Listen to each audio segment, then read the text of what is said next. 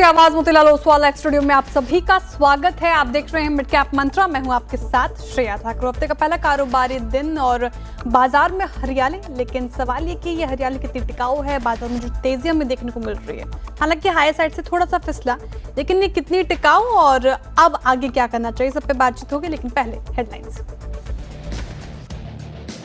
वक्त से पहले मानसून ने बाजार में भरी शानदार रफ्तार। निफ्टी 150 पॉइंट उछलकर 25,000 के पार। बैंक निफ्टी भी 200 पॉइंट ऊपर, साथ ही मिड कैप और स्मॉल कैप में भी बहार।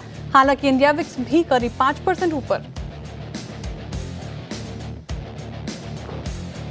अच्छे मानसून की उम्मीद में ऑटो शेयरों में रफ्तार। 1.25% चढ़ा इंडेक्स, 2% चढ़े हीरो मोटो, बजाज ऑटो और टीवीएस मोटर्स। साथ ही आईटी और एफएमसीजी शेयरों में भी अच्छी मजबूती।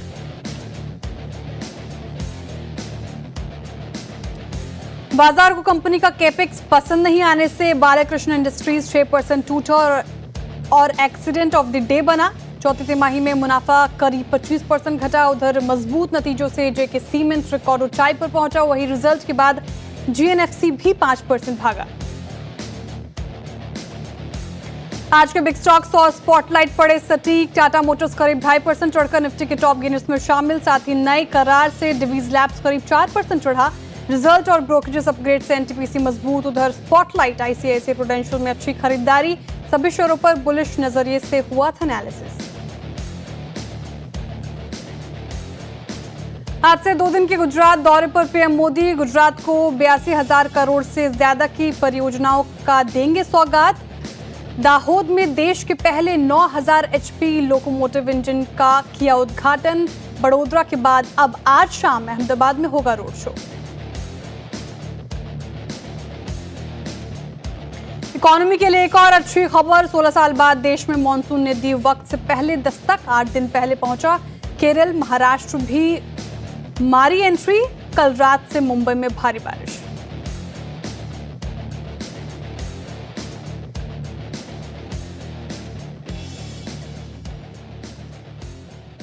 तो हफ्ते का पहला कारोबारी दिन और बाजार में हरियाली देखने को मिल रही है। हालांकि हाई साइड 2580 तक गया था निफ्टी, लेकिन वहां से थोड़ा फिसल कर अभी 24,973 के लेवल पर कारोबार कर रहा है। बैंक निफ्टी भी अपने हाई साइड से थोड़ा फिसला।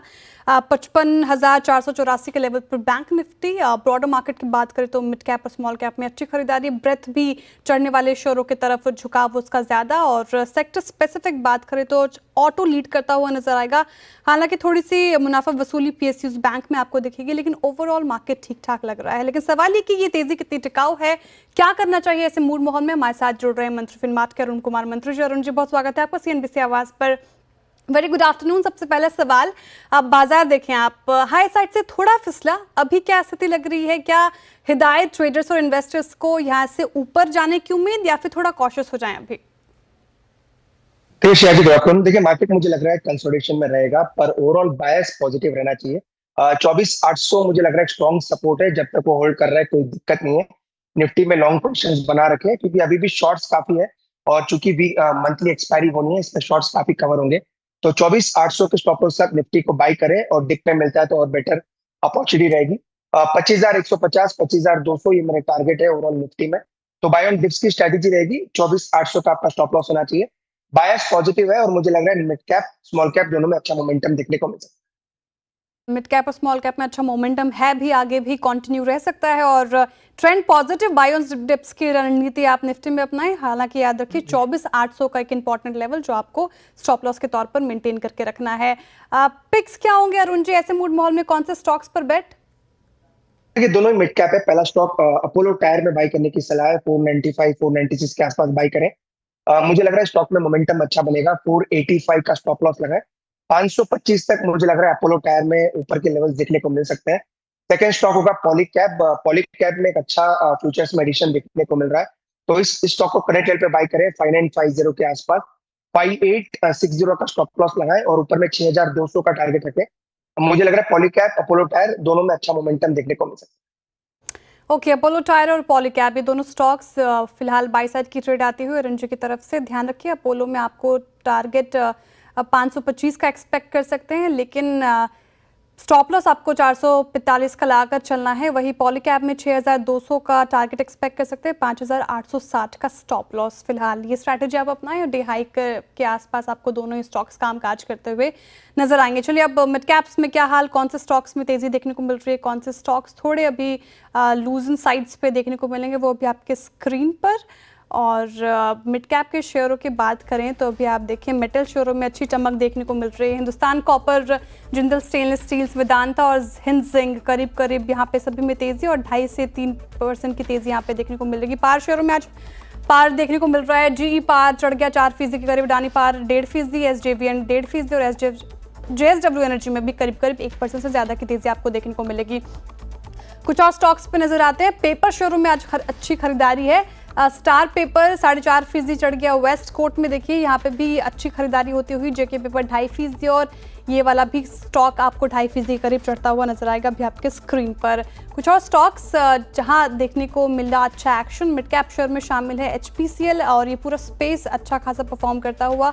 कर्नाटक बैंक 2.5%, एमआरएफ 2.5% और रैलीज इंडिया में भी रैली देखने को मिल रही है करीब करीब 1.5% के। लेकिन कुछ और स्टॉक्स पर डेंट भी पड़ा है। इसमें फार्मा सेक्टर के कुछ स्टॉक्स दिखेंगे आपको। ग्लेनमार्क फार्मा रिजल्ट अच्छे नहीं लगे, स्ट्रीट ने पनिश किया, 3% गिरा। रैमको सीमेंट्स 2.5%, थर्मैक्स 1.5% और इंडिया सीमेंट्स में भी मुनाफा वसूली करीब 2.25% की देखने को मिल रही है। कुछ और स्टॉक्स जहां पर एक्शन है आज फिलहाल देखने को मिल रहा है अभी आपके स्क्रीन पर।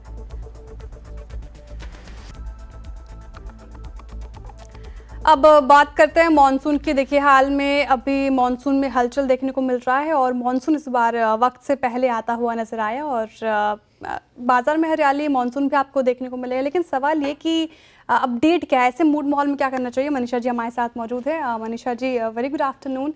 मानसून इस बार पहले दस्तक दे दिया, 8 दिन पहले, कैसे देख रही हैं आप इसको, कैसे क्या अपडेट? वेल एब्सोल्युटली, अगर आप इस बार के मानसून को देखें तो यहाँ पर काफी सारे रिकॉर्ड्स हमने बनते हुए देखे हैं। एक तो मानसून समय से पहले आया है। यूजुअली हम देखते हैं केरला में 1 जून को मानसून का ऑनसेट होता है और पूरा भारत कवर होते होते 8 जुलाई हो जाती है। लेकिन इस बार ऑनसेट समय से पहले है, ऑनसेट बहुत स्ट्रांग है। प्री मानसून शावर्स हमने बहुत पहले ही यहाँ पर शुरुआत होते हुए देखी, तो वो बहुत लंबी गर्मी का पीरियड आपको यहाँ पर सहन नहीं करना पड़ा। तो 24 मई को हमने यहाँ पर मानसून का ऑनसेट केरला में आता हुआ देखा है और उसके बाद करीबन हफ्ता भर लगता है इसे महाराष्ट्र में आने में, लेकिन महाराष्ट्र उसके अगले 24 घंटे में ही यहाँ पर कवर होता हुआ नजर आया। तो एज ऑफ नाउ जो हम जानते हैं वो ये है कि केरला में ऑनसेट हो चुका है। साथ ही साथ कोंकण, गोवा, तमिलनाडु, महाराष्ट्र के कई एरियाज यहाँ पर, हरियाणा में भी आज बारिश है, गुजरात में अच्छी खासी बारिश है। एक्चुअली अगर महाराष्ट्र की बात की जाए तो काफी सारे डिस्ट्रिक्ट्स इंक्लूडिंग मुंबई में फिलहाल यहाँ पर रेड अलर्ट जारी है और साथ ही साथ हाई टाइड भी है। कुछ बारिश यहाँ पर नॉर्थ ईस्ट में भी देखने को मिली है, जहां पर मिजोरम, नागालैंड जैसे एरियाज में वापस फिर से यहाँ पर बारिश हो चुकी है।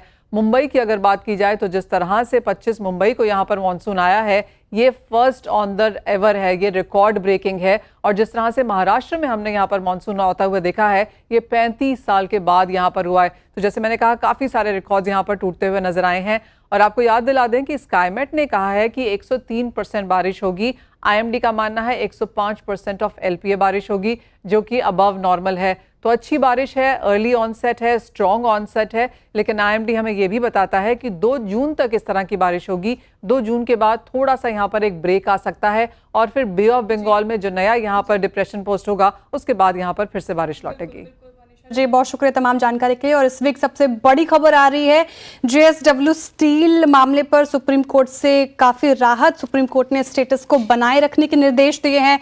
कंपनी की रिव्यू याचिका पर सुनवाई होने तक स्टेटस रहेगा। और कंपनी, आपको याद होगा, कंपनी ने भूषण स्टील के लिक्विडेशन पर 2 महीने के लिए स्टेटस को बनाए रखने की मांग की थी और अब रिव्यू याचिका पर सुनवाई तक स्टेटस रहेगा।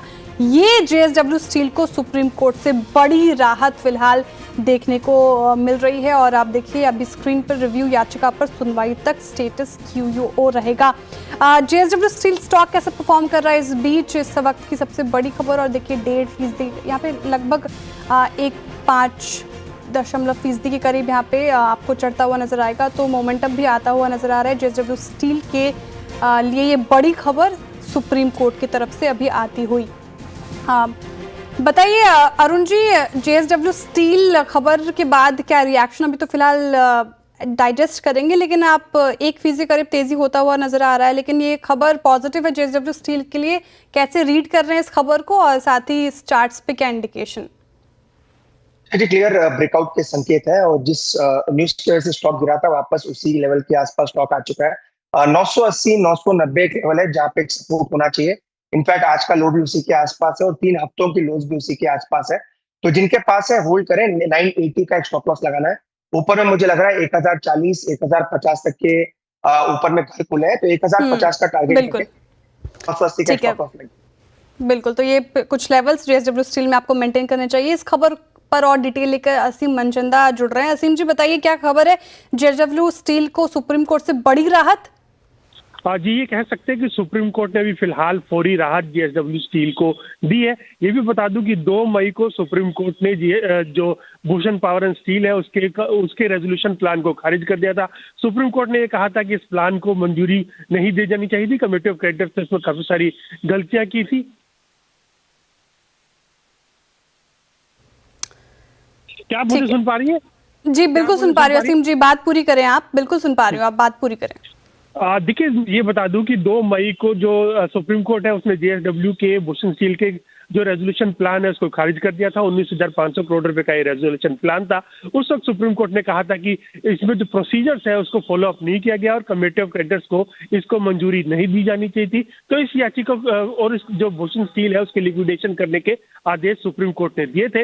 इस आदेश के ऊपर सुप्रीम कोर्ट में आज जो जेएसडब्ल्यू स्टील है उसने एक याचिका दायर की थी और याचिका में कहा था कि अभी फिलहाल इस मामले में 2 महीने के लिए इसको रोक देना चाहिए, लिक्विडेशन को रोक देना चाहिए। कंपनी की रिव्यू याचिका भी सुप्रीम कोर्ट के सामने पेंडिंग है। तो आज सुप्रीम कोर्ट ने इस रिव्यू याचिका के ऊपर सुनवाई की। सुप्रीम कोर्ट ने फिलहाल स्टेटस को बनाए रखने के निर्देश दिए। सुप्रीम कोर्ट ने कहा कि जब तक रिव्यू याचिका का निपटारा नहीं हो जाता तब तक स्टेटस को बना रहेगा। तो फिलहाल हम ये कह सकते हैं कि एक फौरी राहत जेएसडब्ल्यू स्टील को मिल गई है। अभी फिलहाल जो एनसीएलटी में कंपनी लिक्विडेशन के लिए जा रही थी उसको फिलहाल लिक्विडेशन के लिए नहीं भेजा जाएगा, वहां पर स्टेटस रहेगा। और एक बार जब गर्मी की छुट्टियों के बाद जब दोबारा से कोर्ट्स खुल जाएंगी तो उसके बाद इस पूरे मामले की सुनवाई और रिव्यू याचिका की सुनवाई दोबारा से होगी। बिल्कुल असीम जी, जेएसडब्ल्यू स्टील को अभी तो कह सकते हैं कि बड़ी राहत सुप्रीम कोर्ट की तरफ से मिलती हुई नजर आ रही है, और सुप्रीम कोर्ट ने कहा है कि स्टेटस को बनाए रखेंगे। और इसका रिएक्शन हम स्टॉक पर भी देख रहे हैं। शानदार रिकवरी देखिए, लोएस्ट स्तर से आपको देखने को मिलेगा। एकदम ब्रेकआउट आया है, डी हाई के आसपास करता हुआ ये कामकाज नजर आएगा। लेकिन ये भूषण स्टील आप बात कर रहे थे असीम जी, जेएसडब्ल्यू स्टील को सुप्रीम कोर्ट से बड़ी राहत हम ये मान के चल रहे हैं, लेकिन ठीक है असीम जी, अब मैं आपके पास आऊंगी, लेकिन उससे पहले हमारे साथ जुड़ रहे हैं प्रकाश दीवान। इसी खबर को और थोड़ा डिटेल में समझते हैं और कैसे जेएसडब्ल्यू स्टील रिएक्ट करेगा। प्रकाश जी, बहुत स्वागत है आपका सीएनबीसी आवाज पर। पहला टेक जेएसडब्ल्यू स्टील पर ही आपसे लेना चाहूंगी। खबर आई बड़ी राहत के तौर पर लग रहा है जेएसडब्ल्यू स्टील के लिए सुप्रीम कोर्ट की तरफ से। कैसे देख रहे हैं आप ये खबर, साथ ही स्टॉक पर भी स्ट्रॉन्ग रिएक्शन? नहीं, बिल्कुल देखिए, राहत है और रिव्यू याचिका जो कंपनी ने दर्ज की है उस पर सुनवाई चलेगी और जब तक सुनवाई पूरी नहीं होती तब तक एक स्टेटस को जो बनाने की वो निर्देश किया है वो बहुत ही पॉजिटिव है कंपनी के लिए, क्योंकि कंपनी ने आगे चल के इसमें केपेक्स भी करना शुरू कर दिया था। काफी केपेक्स हो चुका है जो भूषण स्टील की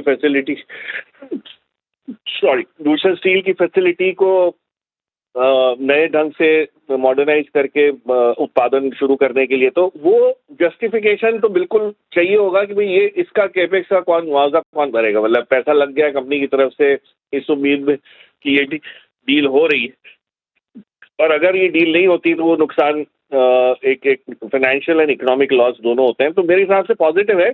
अब सुनवाई कब तक चलती है और क्या फाइनली निकल के आता है वो उस पर डिपेंड करेगा कि फाइनली कितने हद तक स्टॉक बना रहेगा इस मजबूत उसमें। But definitely it's a big relief. तो स्टॉक में भी आपको अच्छी तरह दिख रहा है क्योंकि अच्छा रिजल्ट्स भी अच्छे आए थे, तो थोड़ा सा एक वो भी एक सपोर्ट स्टॉक पे लगा हुआ है।